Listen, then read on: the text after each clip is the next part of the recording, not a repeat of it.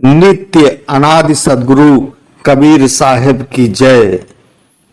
प्रिय बंधुओं, आप सभी को जय सदगुरुदेव। नित्य अनादि सदगुरु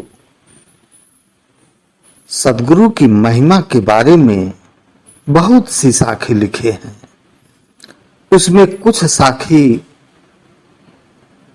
के तत्वार्थ को मैं यहां वर्णन करूंगा। सतगुरु सम कोई नहीं, सात दीप नवखंड। सतगुरु सम कोई नहीं, सात दीप नवखंड। तीन लोक ना पाइए, अरु 21 ब्रह्मांड। नित्य अनादि सदगुरु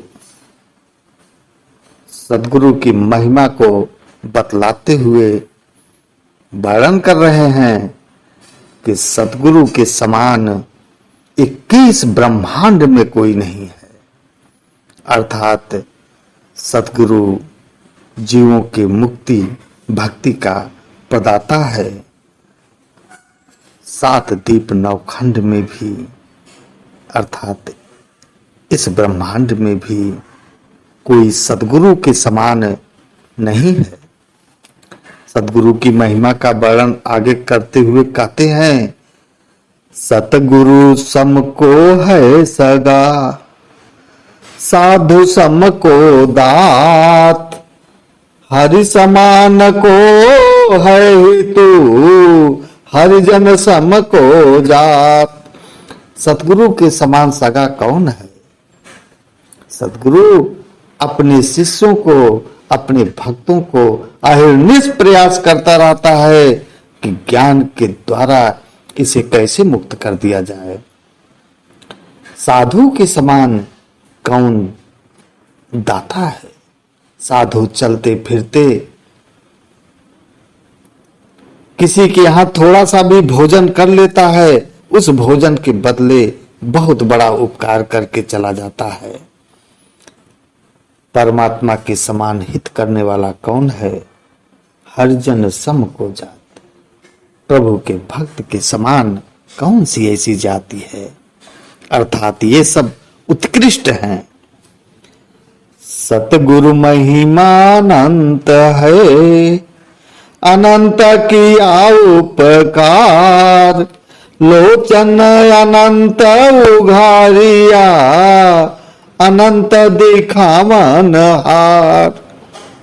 सदगुरु के ज्ञान के द्वारा जब हमारे दृष्टि खुल जाती है, दिव्य दृष्टि प्राप्त हो जाती है, परमात्मा की प्राप्ति हो जाती है, तो उस सदगुरु के उपकार का वर्णन कैसे किया जा सकता है? सदगुरु जो परमात्मा को ही प्राप्त करा देता है। नित्य अनादि सदगुरु इस दोहे में यही भाव प्रकट कर रहे हैं। अनंत दिखावनहार, उस परमात्मा को दिखा देता है। यही कारण है कि सदगुरु की महिमा अनंत है और उसका उपकार भी अनंत है, और उसने अनंत लोचन को प्राप्त कराकर उस अनंत का दर्शन करा दिया, अर्थात परमात्मा का दर्शन करा दिया।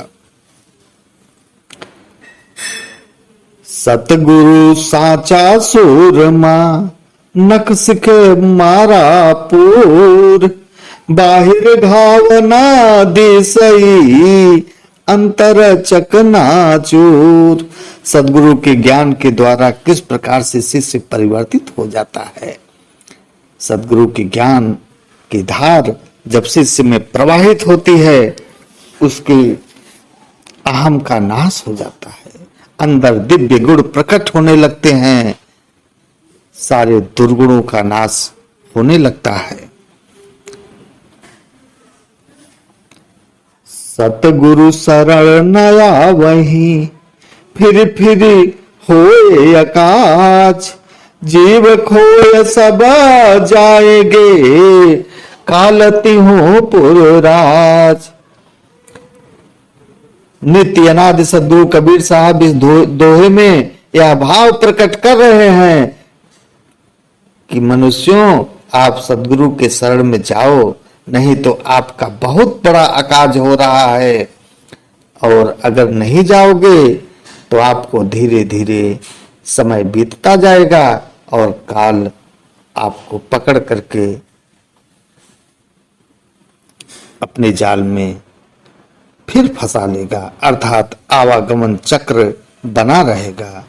आवागमन चक्र से छुटकारा नहीं पाओगे। सतगुरु तो सतभाव है, जो असभेद बताए, धन्य शीस धन्य भागती, जो ऐसी सुधि पाए। सदगुरु तो सतभाव है, अर्थात सदगुरु पर ब्रह्म स्वरूप है। जो कोई ऐसा बतलाता है वह धन्य है, और जिस शिष्य के अंदर यह भाव पूरी तरह से दृढ़ हो गया है वह भी धन्य है, क्योंकि सदगुरु पर ब्रह्म स्वरूप होता है। नित्य अनादि सदगुरु कबीर साहिब अपनी इस साखी में इसी भाव को वर्णन कर रहे हैं।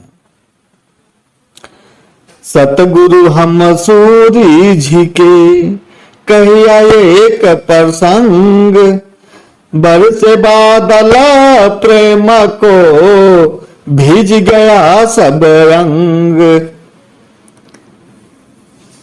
नित्य अनादि सदगुरु कबीर साहिब इस दोहे में कहना चाह रहे हैं कि सदगुरु ने एक दिन बैठाकर एक प्रसंग कहा, अर्थात गुप्त ज्ञान की बात बतलाया, और उस गुप्त ज्ञान से बरसे बादल प्रेम का, मेरे अंदर प्रेम प्रकट हो गया और सारा अंग भीग गया, अर्थात मैं आह्लादित होकर अपने स्वरूप को जान लिया, परमात्मा के आनंद की झलक पा लिया, और साधना करके आगे परमात्मा को प्राप्त भी हो जाएगा। सदगुरु की वाणी, सदगुरु की गोपनीय ज्ञान सुनने से हृदय में आनंद भर जाता है और हृदय आह्लादित हो जाता है, इसमें क्या संदेह है। नित्य अनादि सदगुरु आगे सतगुरु के बारे में क्या कह रहे हैं। सतगुरु मिले जो सब मिले, ना तो मिला न कोई, मात पिता सुत बांधवा, ए तो घर घर हो। सांसारिक लोगों के भाव का वर्णन करते हुए सदगुरु यहाँ कहना चाह रहे हैं कि माता पिता भाई बहन पुत्र सब प्राप्त हो गया। आप सोचते हो सब कुछ प्राप्त हो गया, यह तो घर घर में सबको प्राप्त है। इसके प्राप्त होने से भाव चक्र का बंधन नहीं छूटेगा, और सब कुछ प्राप्त तभी मानो जब सदगुरु की प्राप्ति हो जाए। जब सदगुरु की प्राप्ति हो जाए तभी सब कुछ मिल गया, अन्यथा ये सब तो घर घर है। माता पिता सुत बांधवा, ये तो घर घर में सबके पास है, इसको प्राप्त करने से क्या हुआ।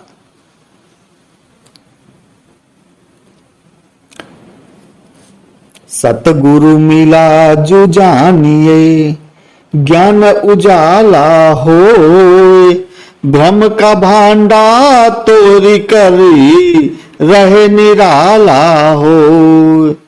सदगुरु के मिलने से ज्ञान की प्राप्ति हो जाती है, और उसी ज्ञान की प्राप्ति से भ्रम का जो गगरी है फूट जाता है, और वह व्यक्ति संसार में निराले ढंग से जीने लगता है, अर्थात अंदर आनंद को लिए हुए संसार में घूमता है फिरता है, सबसे बात करेगा, लेकिन वह सबसे निराला हो जाता है, क्योंकि सदगुरु के ज्ञान की धार उसके आत्मा में प्रवाहित होने लगी है। पाछे लागे जाए था लोक वेद के साथ, पैर में सता गुरु मिले, दीपक दीना हाथ।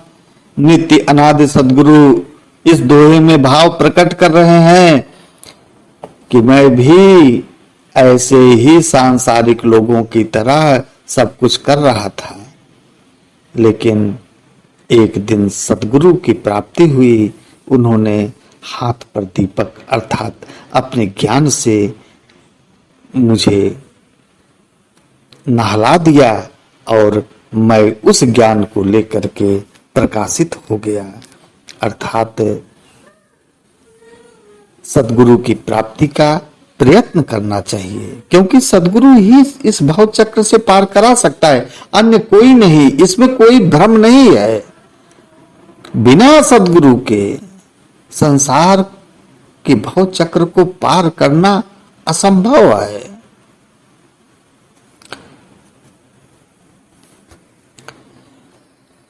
केते पढ़ी गुनी पचिमुए, योग यज्ञ तपलाय। केते पढ़ी गुनी पचिमुए, योग यज्ञ तपलाय। बिन सतगुरु पावे नहीं, कोटिनी करे उपाय। नित्य अनादि सदगुरु कबीर साहेब सदगुरु की असीम महिमा का वर्णन कर रहे हैं। कितने लोग पढ़ करके, विचार करके, योग यज्ञ तप करके मर गए, लेकिन बिना सतगुरु के परमात्मा की प्राप्ति नहीं हुई।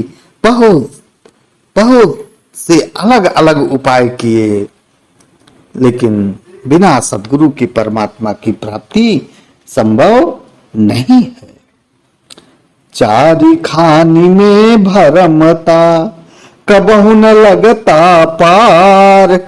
सो फेरा सब मिट गया, सतगुरु के उपकार। नित्य अनादि सदगुरु कबीर साहिब इस दोहे में सदगुरु के उपकार का वर्णन कर रहे हैं, कृतज्ञता का वर्णन कर रहे हैं। मैं 4,84,000 खान में भटक रहा था, लेकिन यह फेरा मिट गया। यह सदगुरु की बहुत बड़ा उपकार है।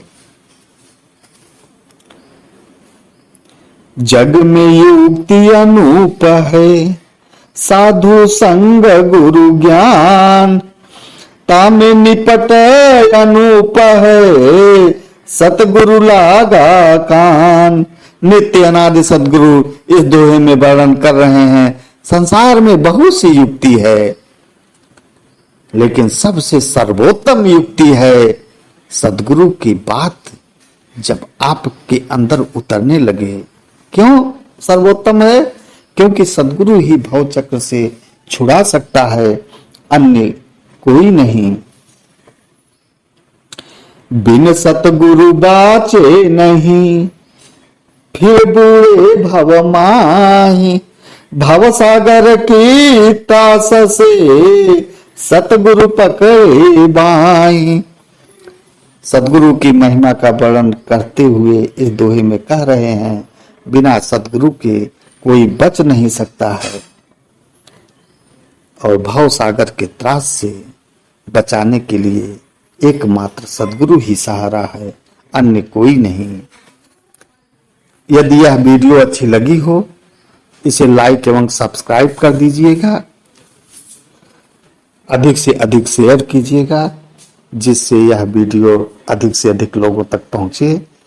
सबको नित्य अनादि सदगुरु कबीर साहिब के सतगुरु के बारे में जो कुछ ज्ञान दिया है वह पहुंचे, सबकी आध्यात्मिक प्रगति हो। आप सभी के जीवन के मंगलमय कामना करते हुए मैं अपनी वाणी को विराम दे रहा हूं। नित्य अनादि सदगुरु की जय। आप सभी को जय सदगुरुदेव।